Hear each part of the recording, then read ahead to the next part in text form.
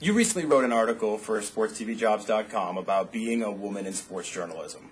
In the article, you cited a lot of personal experiences and also did some interviews with some real heavy hitters, Suzy Kolber, Cindy Brunson, both of ESPN. Let's start with the personal side. What was it like for you in the three main arenas of sports journalism, and that's the press box, the newsroom, and the locker room? Was it harder to kind of gain respect? At first, I think it is. It's pretty intimidating because, you know, as a woman, you are in the minority. And when you walk in, I think a lot of men maybe have a preconceived notion that you don't know as much about sports as they do.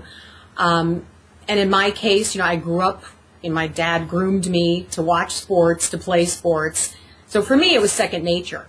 So I never had a problem because once they got to know me, they realized that I did follow, I knew what I was talking about.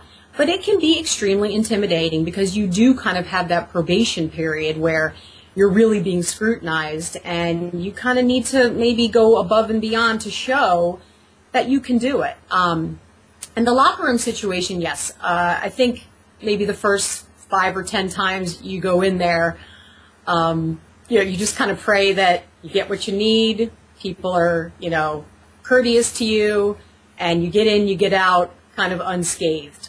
And I was fortunate not to have any negative experiences. You know, I had athletes blow me off or maybe not be so kind to me, but nothing, you know, nothing that scarred me or nothing that made me hesitant to want to go in and do interviews after that, I guess you could say. Something I thought was really interesting in your article was when you talked with Suzy Kolber and Cindy Brunson, they both had very different opinions about the locker room experience and how that kind of should be handled. Can you explain that a little bit better for us? Sure. And, you know, when I interviewed both of them, I kind of told them I feel like there should be a neutral interview room. I would enjoy, you know, us all going into an interview room, let the guys cool off, instead of, you know, who after a bad day at work wants to stand there half naked and explain to you why they had a bad day. I don't think any occupation wants to do that.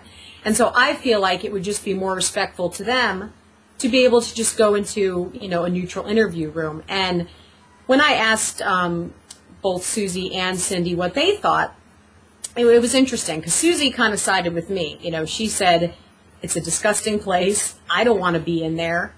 Men reporters don't want to be in there. The athletes don't want you in there. She said, you know, when I go in, I make the best of it, but I don't want to be in there. It's just not a place for anybody.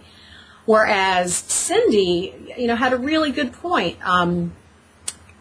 When you do go into that locker room, you get that raw emotion of someone that just, you know, entered the clubhouse after a tough game.